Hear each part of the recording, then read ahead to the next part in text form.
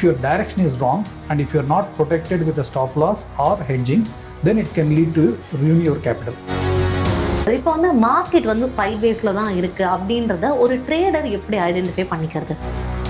Intraday traders also, the best example is once in a 2 months we have a RBI event. ஓகேங்களா, அது யூஸ்வலாக நீங்கள் discretionary ட்ரேடராக இருக்கலாம், நீங்கள் இல்லை சிஸ்டம் ட்ரேடராக இருக்கலாம். யூ ஷுட் ஹேவ் ஏ நிஃப்டின்னா ஒரு இந்தியன் மார்க்கெட் எவ்வளோ நிஃப்டி மேலே போகுதுன்னா இந்தியன் மார்க்கெட்ஸ் மேலே போகுதுன்னு நினைப்பாங்களே. ஸோ அதே மாதிரி ஆப்ஷன் செல்லிங்கில் வந்து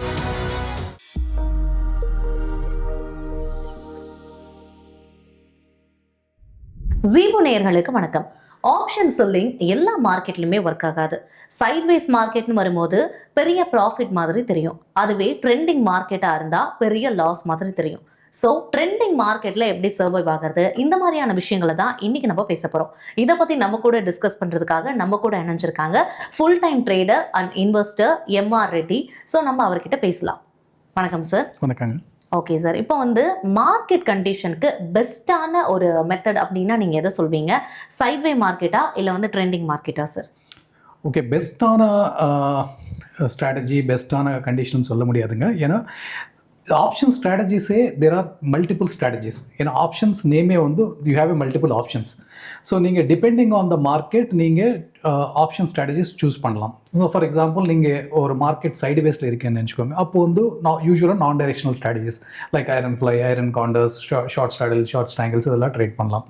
இல்லை நான் இது ஒரு டைரெக்ஷனில் போகுதுன்னா அப்போ நீங்கள் டைரெக்ஷனல் ஆப்ஷன் செல்லிங் பண்ணலாம். இல்லை கிரெடிட் ஸ்ப்ரெட் செல் பண்ணலாம்.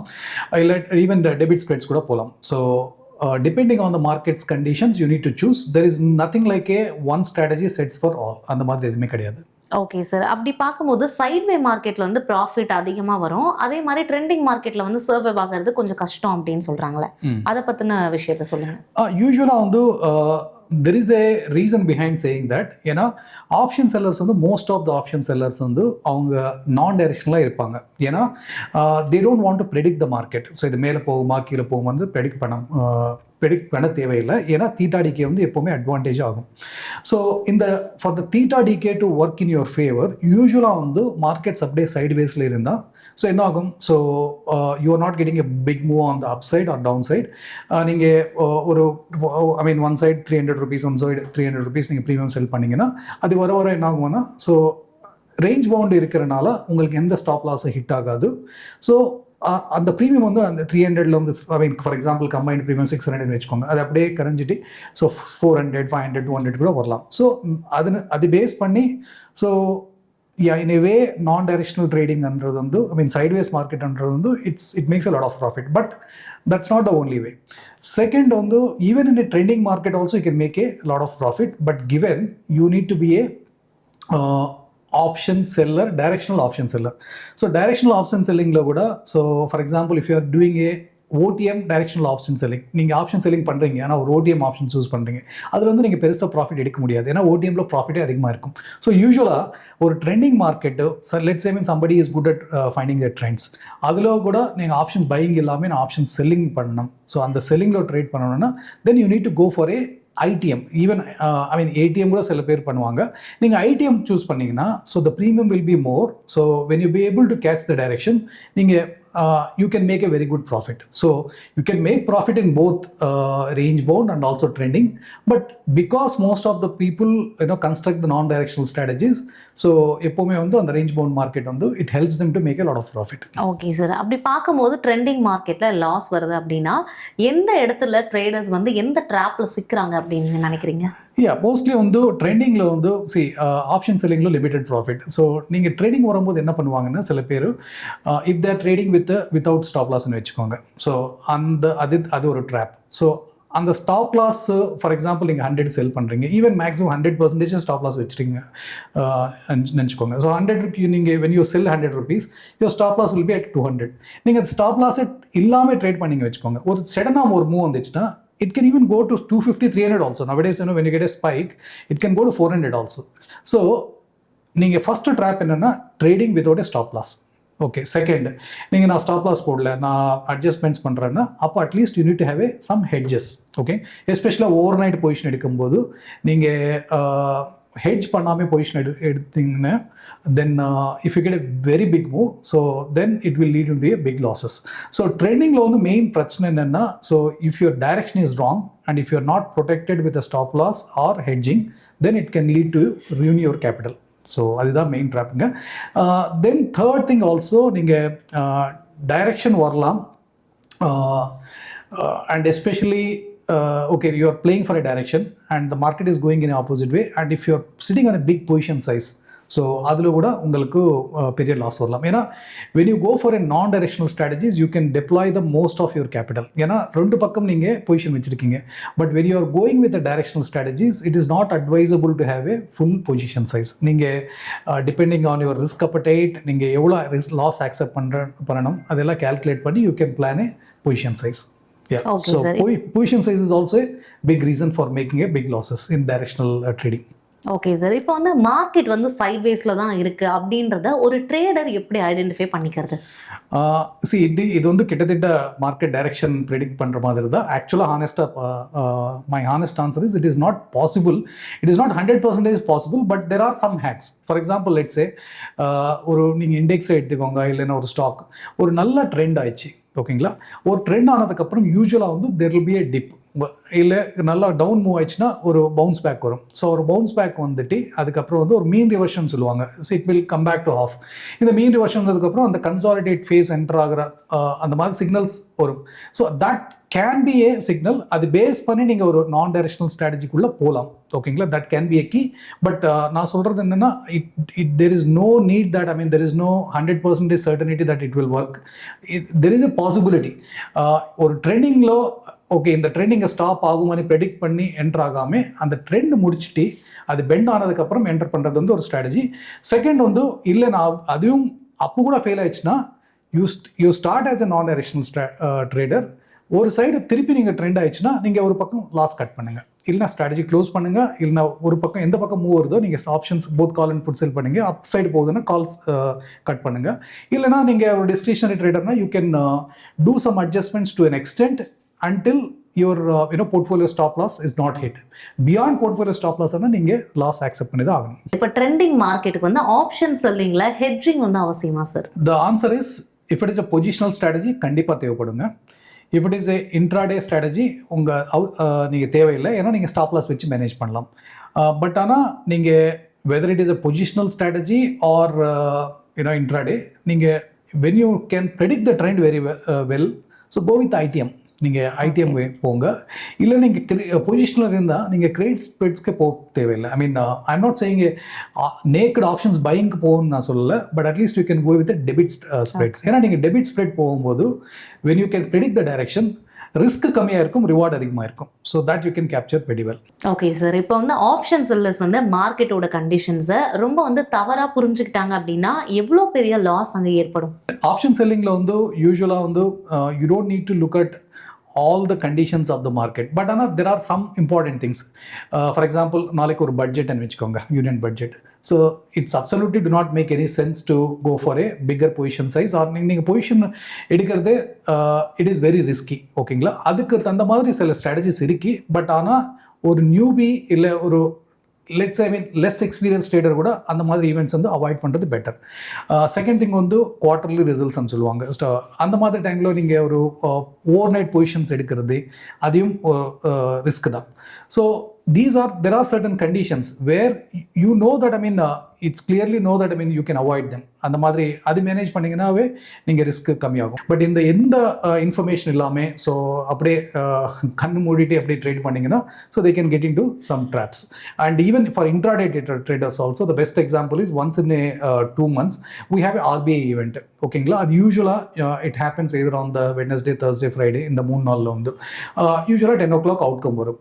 ஸோ யூஸ்வலாக என்ன ஆகும்னா ஆர்பிஐ ஈவெண்ட் முடித்த உடனே ஐவி அப்படியே கிராஷ் ஆகும். ஸோ இம்ப்ளைடு வோலட்டாலிட்டி சொல்லுவாங்க. இம்ப்ளைடு வோலட்டாலிட்டி கிராஷ் ஆகும்போது premium both call side and put side இறங்கும். So provided there is no big move. But என்ன ஆகும்னா most of the times after the event, ஏன்னா அதில் வந்து interest rates they may keep the same or they may reduce it or increase it depending on the outcome of the RBI event. So there can be a very big moves. So ஒரு டைரக்ஷனில் move இருந்துச்சுன்னா பரவாயில்ல. Most of the times என்ன ஆகும்னா அப்படியே கீழே போய் மேலே வரும், இல்லை மேலே போயிட்டு அப்படியே ரிவர்ஸில் ஆகும். ஸோ ரொம்ப volatile-ஆக இருக்கும். So you can, the good side is there is IV crash, you can make a money, but the opposite side is underlying can make a very big moves, so that can give you losses. So idondu you need to leave that to the experts. Until you gain the expert knowledge, it's better to avoid all those events, the known events. Unknown things we don't know, so the only way we can control or avoid the big losses is by maintaining the stop loss. I always say that, by maintaining the stop loss and by maintaining the discipline. And second thing is, if you are a positional trader, always hedge. Never ever take any overnight position without a hedge. Okay sir, இப்போ வந்து sideways மார்க்கெட்டில் profit அதிகமாக வரும் அப்படின்னு traders நினைக்கும் போது அங்கே over confidence அதிகமாகும் போது என்னென்ன மிஸ்டேக்ஸ் அவங்க அங்கே பண்ணுறாங்க? So for example, let's say if the 1 month market is going on a sideways, so அவங்க நிறைய ப்ராஃபிட் பார்ப்பாங்க. ஏன்னா it becomes like easy money.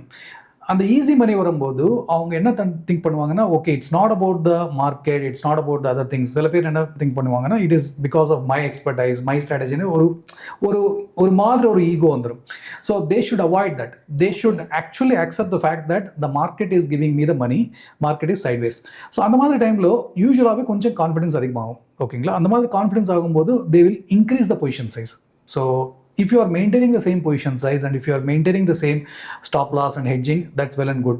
But நீங்கள் ப்ராஃபிட்ஸ் எல்லாம் நிறைய வருது, ஸோ அதுக்காக நான் பொசிஷன் இன்க்ரீஸ் பண்ணுறேன், இல்லை நான் அக்ரெசிவாக நான் எடுக்கிறேன் பண்ணிங்கன்னா, so that will most of the cases it will lead in to some losses. ஏன்னா at some point of time this range bound market will get in to some trending point.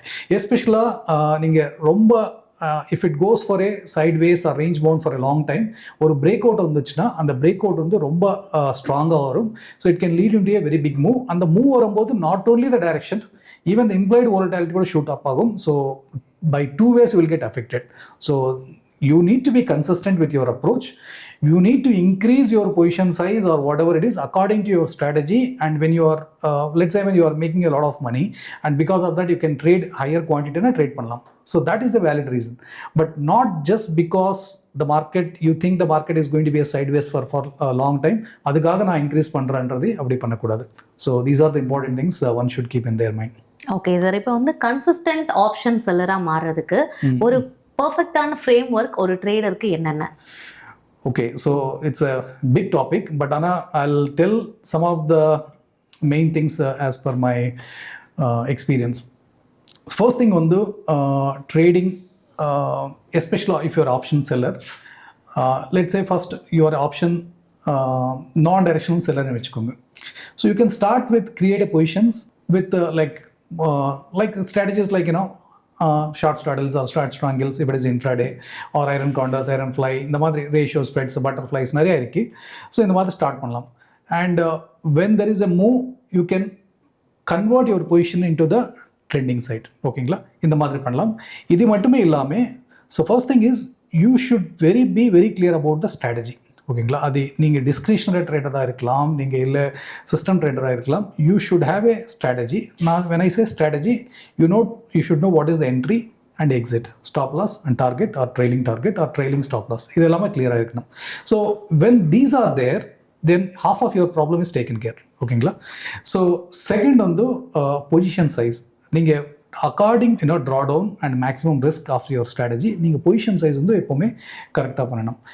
Third thing வந்து நீங்கள் யூஸ்வலாக நீங்கள் practice பண்ணுற whether you're discretionary trader or system trader, அதில் once you know the set the rules and your back tested strategy or you have seen how strategy work in the past, அது நீங்கள் கன்சிஸ்டண்ட்டாக நீங்கள் ஃபாலோ பண்ணணும், trade பண்ணணும். You should not intervene in between, try to make some additional changes which are against your original plan. அந்த மாதிரி பண்ணாமே, so you need to have இதெல்லாம் எல்லாமே. You need to avoid certain events. நான் இதுக்கு முன்னாடி சொன்னாலும், I mean whatever I said earlier, நீங்கள் நோன் ஈவெண்ட்ஸு கண்டிப்பாக நீங்கள் அவாய்ட் பண்ணுங்கள். ஃபார் எக்ஸாம்பிளாக வந்து சில பேர் I have seen some people like union budget இருக்கும். ஸோ யூனியன் பட்ஜெட் அதுக்கப்புறம் வந்து ஒன்ஸ் இன் இயர்லி 5 இயர்லி வரும்போது எலெக்ஷன்ஸ் வந்து these are very well known events. எதுக்கு நீங்கள் அதுக்கு ட்ரேட் பண்ண போகிறீங்க? ஆப்ஷன் செல்லிங்கில் வந்து உங்களுக்கே தெரியும் லிமிடெட் ப்ராஃபிட் இருக்கு. By avoiding those 2 days, I mean, you're not going to miss too much profit. So there is equivalent reward risk also. And the risk will avoid பண்ணிட்டு known events எப்பவுமே avoid பண்ணுங்க. ஏன்னா there is a ample time. So markets are going to be there forever even if after we die also. So there is a lot of time to make money. So better to stay away from the risky known events. So on top of all those things, there are certain times based on the VIX and சொல்லுவாங்க. I mean that is depends on the volatility index. So VIX normal VIX வந்து usually 14 to 16 என்றது வந்து ஒரு normal VIX. அந்த டைம்ல வந்து options premiums ஆப்டா இருக்கும். ஓகேங்களா? So low premium னு சொல்லுவாங்க. That is when it goes below 10.9. So நான் சொல்றது India VIX வந்து it measure based on the India VIX is calculated based on the Nifty monthly options pricing. So usually வந்து அது ஒரு இப்போ நிஃப்டினா ஒரு இந்தியன் மார்க்கெட் எவ்வளோ நிஃப்டி மேலே போகுதுன்னா இந்தியன் மார்க்கெட்ஸ் மேலே போகுதுன்னு நினைப்பாங்களே. ஸோ அதே மாதிரி ஆப்ஷன் செல்லிங்கில் வந்து இந்தியன் விக்ஸ் 14 to 16 இருக்குன்னா ஒரு இது normal premiums normal volatile. So அதே நீங்கள் 10 கீழே போனீங்கன்னா லோ விக்ஸ் பீரியட்னு சொல்லுவாங்க. அதுக்கப்புறம் 20 மேலே போனீங்கன்னா ஹை விக்ஸ். ஸோ ஆப்ஷன் செல்லர்ஸ்க்கு வந்து எப்போவுமே normal premiums are very good. The high premiums, when I say high premiums, when the VIX is up to 20, it's good. So if you have a good strategy, you can make more money. Strategy is same, but premium is very high. If you know how to handle that, you can make more money. அதுக்கப்புறம் 25 நான் சொல்கிறது threshold maximum 30ன்னு சொல்லுவாங்க. So 30க்கு மேலே போயிடுச்சுன்னா option premium will be very high. But ஆனால் உங்களோட underline whether it's Sensex or Nifty or stock எது வேணாலும் இருக்கலாம், அண்டர்லைன் கூட ரொம்ப மூவ் ஆகும். ஸோ அன்பிரடிக்டபிள் மூவ்ஸ் வரும். ஸோ இன்ட்ராடேல வந்து even if you're intraday trader there can be a very big sudden move also. Spikes will come, injections will come, நிறைய things will happen. ஸோ அதனால் there are the India VIX வச்சே நீங்கள் சில trades avoid பண்ணலாம். So if the India VIX is between the 10 to let's say 25 up to 25 வந்து between 25 to 30 you need to leave it to the experts. 30 மேலே வந்து யார் trade பண்ணாலும் risk தான். So there is a potential for very big reward, but there is a potential for very big risk also. ஓகேங்களா? So 10 to 25 you can trade. But when the VIX goes below 10, அதாவது வந்து ஏற்கனவே premiums ரொம்ப கம்மியாக இருக்குது. So unless you are a directional trader, it's very difficult to make the money. But ஆனால் most of the traders வந்து option sellers நான் directional trading தான் பண்ணுவாங்க.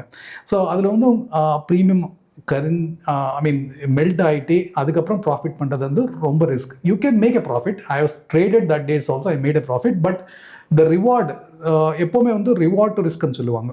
ஸோ ரிவார்ட் டு ரிஸ்க் வந்து if VIX is too low, ஓகேங்களா, ரொம்ப கம்மி.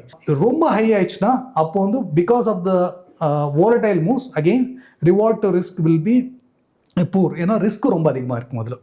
So again இந்த விக்ஸ் பேஸ் பண்ணி கூட நீங்கள் சில ஈவெண்ட்ஸ் அவாய்ட் பண்ணலாம். ஸோ இந்த மாதிரி it's a bigger topic because the ஃப்ரேம் ஒர்க்னு பார்க்கும்போது ஆப்ஷன் செல்லிங்கில் there are a lot of things you need to understand, but I think these are the important points are covered. So maybe in another video we can have a detailed chart on that. Okay sir, கண்டிப்பாக. Okay sir, இவ்வளோ நேரமாக sideways market பற்றியும் trending market பற்றியும் நிறைய விஷயங்கள் சொன்னீங்க. குறிப்பாக வந்து ப்ராஃபிட் எங்கே வரும், லாஸ் எங்கே வரும், ப்ராஃபிட் எப்படி ஹேண்டில் பண்ணணும், லாஸ் எப்படி ஹேண்டில் பண்ணணும், நிறைய விஷயங்கள் சொன்னீங்க. ரொம்ப நன்றி sir. Thank you. Market condition change ஆகும், பட் ஸ்ட்ராட்டஜியை சேஞ்ச் பண்ணலன்னா லாஸ் வரும். ஸோ இந்த இன்ஃபர்மேஷன்ஸ் உங்களுக்கு யூஸ்ஃபுல்லாக இருந்திருக்கும் அப்படின்னு நாங்கள் நம்புகிறோம். இந்த வீடியோ உங்களுக்கு பிடிச்சிருந்துச்சுன்னா லைக் பண்ணுங்க. உங்களுக்கு ஏதாவது டவுட்ஸ் இருந்துச்சுன்னா கமெண்ட் செக்ஷனில் கமெண்ட் பண்ணுங்க. மறக்காம Zebu சேனலை சப்ஸ்கிரைப் பண்ணிருங்க.